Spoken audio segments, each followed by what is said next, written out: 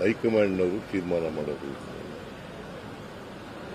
Leadership change ಮಾಡೋದಾಗಲಿ, ಸರ್ಕಾರ ರಚನೆ ಮಾಡಿ ಪುನರ್ ರೀಸಫಲ್ ಮಾಡೋದಾಗಲಿ ಯಾರು ತೀರ್ಮಾನ ಮಾಡೋದು?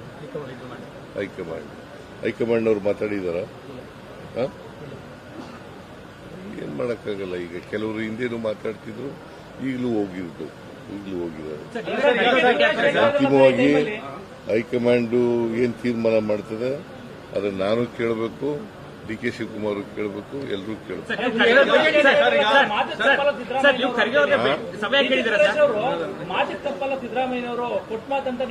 ಹೌದು, ಈಗಲೂ ಮಾತು ತಪ್ಪಲ್ಲ. ನಾನು ಎಲ್ಲ ಗ್ಯಾರಂಟಿ ಯೋಜನೆಗಳನ್ನೆಲ್ಲ ಜಾರಿ ಮಾಡಿದ್ದೀವಿ.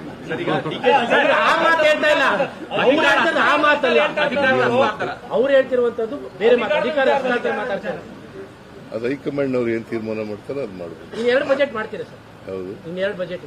ಯಾವುದು? ನೀವ್ ಯಾಕೆ ಅದನ್ನು ಕೇಳ್ತಾ ಇದ್ದೀರಿ? ಬಜೆಟ್ ಮಾಡ್ತೀನಿ. ಹೌದು, ನಾನೇ ಮುಂದುವರಿತೀನಿ, ಬಜೆಟ್ನು ನಾನೇ ಮಂಡಿಸ್ತೀನಿ. ಯಾರು? ಖರ್ಗೆ ಅವರೇ ಬೆಂಗಳೂರು ಬರ್ತಾ ಇದ್ದಾರೆ. ಇವತ್ತು ಬೆಂಗಳೂರು ಬರ್ತಾ ಇದ್ದಾರೆ. ಬಂದಾಗ ನಾಳೆ ಭೇಟಿ ಮಾಡ್ತಾರೆ. ಸಮಯ ಕೇಳಿದ್ರೆ ಹೇಗೆ ಸರ್? ಖರ್ಗೆ ಅವರನ್ನ ಭೇಟಿ ಮಾಡೋದಕ್ಕೆ ಸಮಯ ಕೇಳಿದಿರಾ ಸರ್? ಏನ್ ಇಷ್ಟೊತ್ತು ಗಂಟೆ ಹೇಳಿದ್ದೇನೆಯ ನಾಳೆ ಭೇಟಿ ಮಾಡ್ತೀನಿ ಅಂತ ಅದ್ರ ಗೊತ್ತಾಗಲ್ಲ ನಿಮ್ಗೆ. ಸರ್ ಡಿ ಕೆ ಶಿವಕುಮಾರ್ ಅವರು ಸ್ಪಷ್ಟಪಡಿಸಿದರೆ ಮಾತನಾಡಿದರೆ, ಆದ್ರೆ ಕೆಲ ಕಾಂಗ್ರೆಸ್ ಶಾಸಕರು ಪ್ರಮುಖವಾಗಿ ರಾಮನಗರದವರು ಬಹಿರಂಗವಾಗಿ ಮಾತನಾಡೋಕೆ ಮತ್ತೆ ಶುರು ಮಾಡಿದ್ದಾರೆ. ಶಾಸಕರುಗಳು ಮಾತಾಡಬೇಡಿ ಅಂತ ಹೇಳಿ ಒಂದು ಕರೆ ಕೊಟ್ಟಿತ್ತು, ಆದ್ರೂ ಮಾತನಾಡ್ತಾ ಇದ್ದಾರೆ ಅಂತ ಹೈಕಮಾಂಡ್ನವರು ಹೇಳಿದಾರಾ? ಅವ್ರು ಏನ್ ಹೇಳ್ತಾರೆ ಅದರ ಪ್ರಕಾರ ನಡ್ಕೊಳ್ಳೋದು. ಗೊಂದಲ ಆಗುತ್ತೆ ಅಂತ ಶಾಸಕರುಗಳು ಒಂದೊಂದು ಮಾತು ಹೇಳಿದ್ರೆ ಕಾರ್ಯಕರ್ತರಲ್ಲಿ ಗೊಂದಲ ಆಗ್ತದೆ ಅನ್ನೋದು ವಿಚಾರ ಸರ್. ಅದಕ್ಕೆ ಹೈಕಮಾಂಡ್ ಏನ್ ತೀರ್ಮಾನ ಮಾಡ್ತದೆ ಅದು ಎಲ್ಲರೂ ಕೂಡ ಭದ್ರ ಆಗಬೇಕು. ಶಾಸಕರು ಭದ್ರ ಆಗಬೇಕು, ಮಂತ್ರಿಗಳು ಭದ್ರ ಆಗಬೇಕು, ನಾನು ಭದ್ರ ಆಗಬೇಕು, ಡೆಪ್ಟಿ ಚೀಫ್